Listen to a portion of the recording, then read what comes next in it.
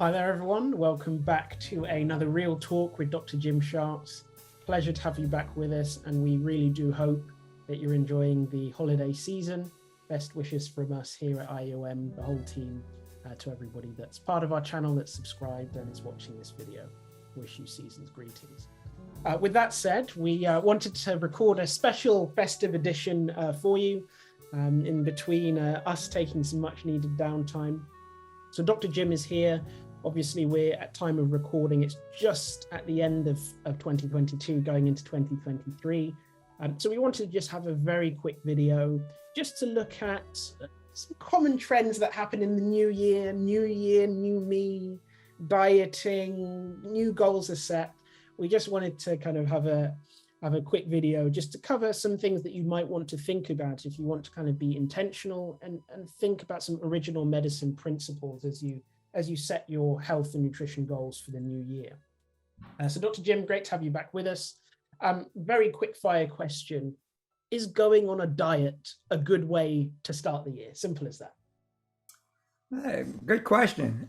It depends. It depends on what your goals are. If you've been out doing a lot of overeating, some form of diet is good for you. The fad diets usually aren't that workable, but making some changes in your diet, looking at inventorying what you've been doing.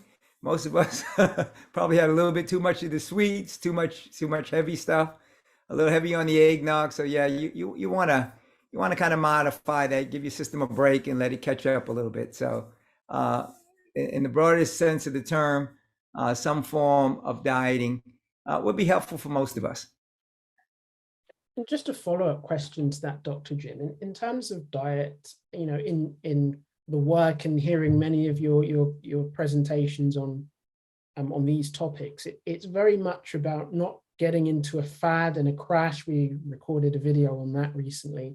It's really about having sustainable habits that are going to positively enhance you, not in the short term to get to a specific goal, but a habit that will carry you through for a lifetime. In terms of that whole diet question, what word do you have in terms of having a diet that is, for a month, for 2 months to work off that festive excess?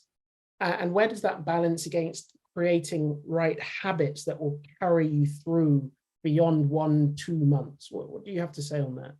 Wow, I like the way you frame that. That's a very powerful way to do it. I like the way you said 1 to 2 months. Most people can see that horizon. You try to do much more than that, it's very difficult. 30 days, people can say, yeah, calendar, I can handle that. And yes, that's a very good way to proceed, because then you're maximizing your opportunity to be successful. So doing something and kind of setting a goal like that is something that is more sustainable. And most of us can see that kind of horizon. And you can kind of plan for it. And, it's easier to go on a mile walk than a marathon. So I like the way you frame that, and it gives us an opportunity to be successful. We don't want to fail. And so, yes, the way you frame that is perfect. Don't make it difficult for yourself, even if it's 3 weeks, 3 weeks to 6 weeks. And if you do it in that way, you can do a series of your 1 to 2 month or 3 to 6 weeks progressively throughout the year in a very manageable way. So that is a very, very powerful thing that we can focus on for the new year. Yeah, I think it's very interesting just on that, picking into that a little more, Dr. Jim. I think it's very much that people have the goal and they don't necessarily see the means of achieving that. And really, habit is really what our lives are built on. And I think, Yeah. as you said, to really break it down, stack your habits, whether it be sleep, what we're talking today around kind of nutrition and the diet side, but having good habits around that. You don't have to do everything at once. And that's something I think from an original medicine perspective that you've said many times before is, really looking at holistically in balance, not going to extremes on either side. Really having a balanced outlook is something that original medicine really does put at the kind of core of its philosophy. And right. really it means, not going on crash diets as we've covered, but really looking at your habits and taking the time to build them one by one. It may take longer, but also the results also, if you stick to it, should be longer lasting as well than just a diet here or a diet there. But no, thank you, Dr. Jim, for that. Second quick fire question is, should I start the new year with a fast? You obviously had so we talked about extremes. We've had the potential overindulgence. How does that balance then with saying, well, let me just go on a fast? How does the body react to that? And what are your thoughts there?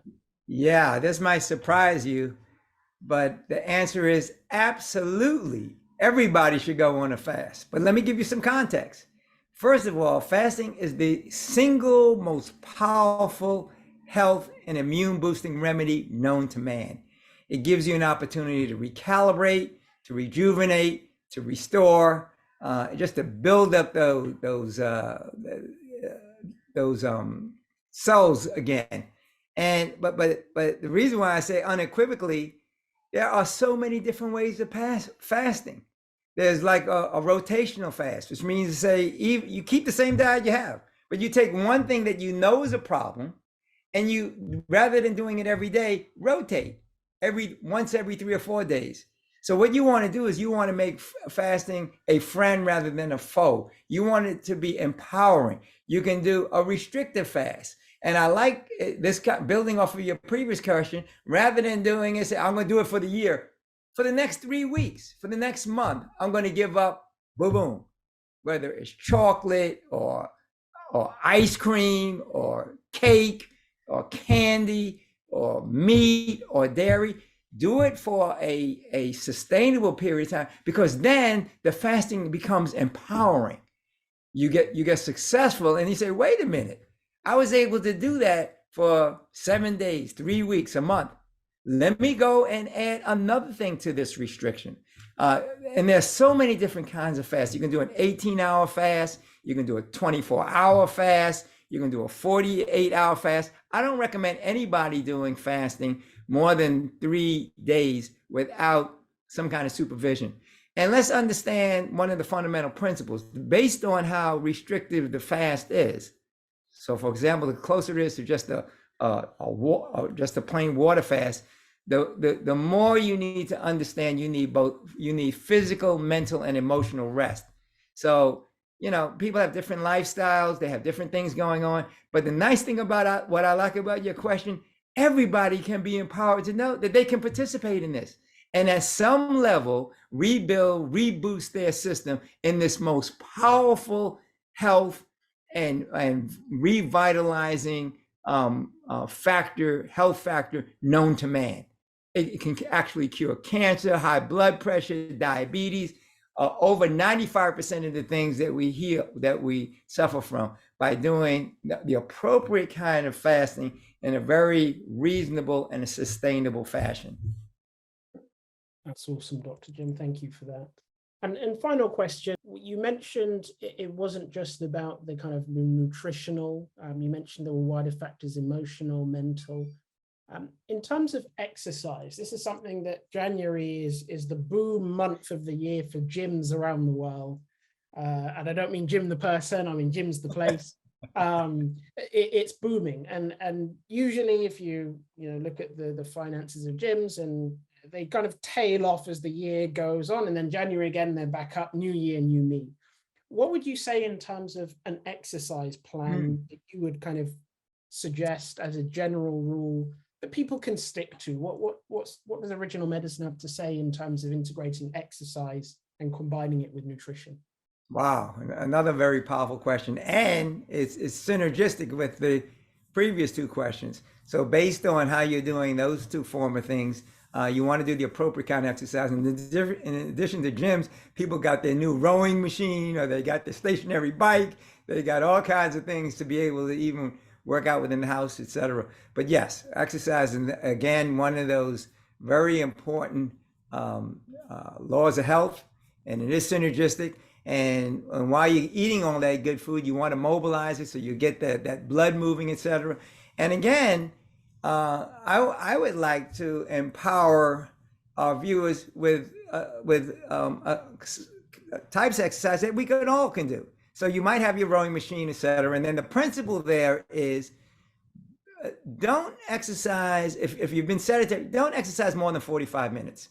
Start out with 5 to 10 minutes. And you say, wait a minute, I'm on vacation for the next 3 weeks. You want me to just use 5 to 10 minutes? Well, yeah, start with 5 to 10 minutes. And you can do that 2 or 3 times a day, though. Don't do it all at one time. You need to rebuild up. You know, you got to get the things moving again. And so that's the rule of thumb. Again, you want to be empowered. You don't want to be on a burnout program. You don't want to do fad exercise, if you will. Understand, this is what should be empowering for most people. There are 3 types of exercise. There's aerobic, which is cardiovascular. There's anaerobic.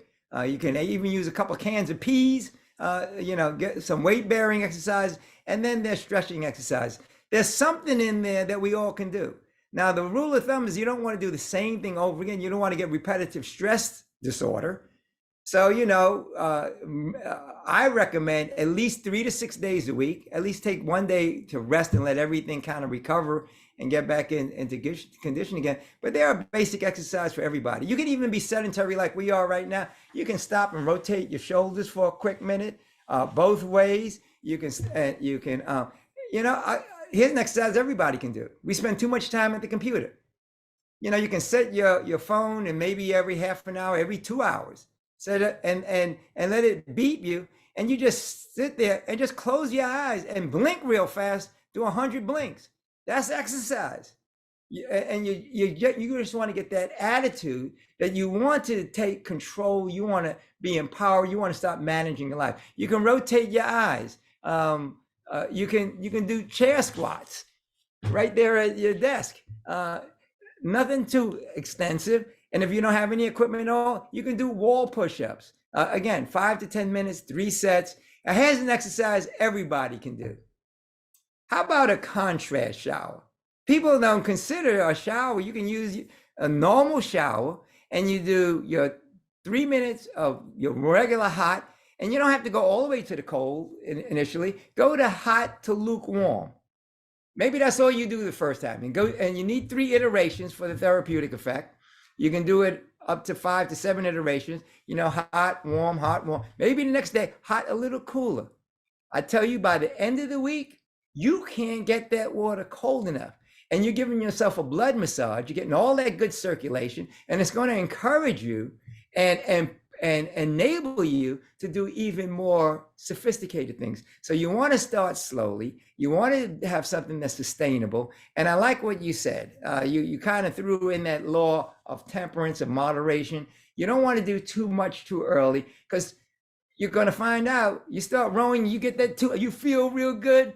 And then after the 3rd or 4th day, you're done. You're hurting, you injure yourself. So it needs to be sustainable, it needs to be intelligent, and integrated in with their first 2 questions, with a smart diet, with some intermittent fasting. And you know what? Let me just throw in one thing, if I might, for the new year. If you understand that it takes 6 to 9 months to change every cell in your body, you can start out real slow and give yourself the full 9 months to work out into a nice groove of reconstructing and rejuvenating and go through this whole, what I call the eclosion process. The eclosion process is like a worm, the caterpillar turning into a butterfly. Give yourself that full 9 months to recreate your body in the way you want it. Be empowered, use those things that you talked about, the diet, intelligent fasting, and appropriate exercise based on your requirements and capacity and goals. And you can have a really productive and blessed new year. Dr. Jim, thank you so much. I think that's a great point to finish on the video for today, and to finish on our recordings for 2022. So we just want to say a big thank you to everyone that's been a subscriber and a viewer to our channel. We really do appreciate it. And we'll see you in the new year in 2023. Have a great new year, and hope that you have a great end to 2022. Bye. Yes. Very happy new year. Blessings to all. Bye for now. God bless.